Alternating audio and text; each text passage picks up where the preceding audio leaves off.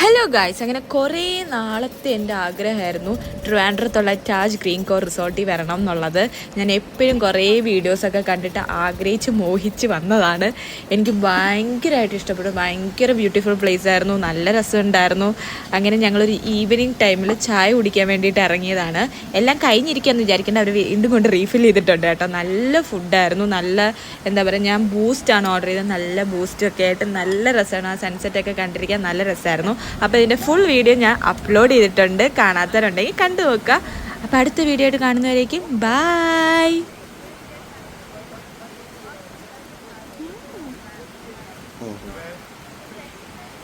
Boost, sandwich, പരിപ്പ് വട, വീണ്ടും boost, എന്തോന്നോ ഞാൻ മിക്സ് ചെയ്തെടുത്ത സാധനം, അടിപൊളി സൺസെറ്റ്.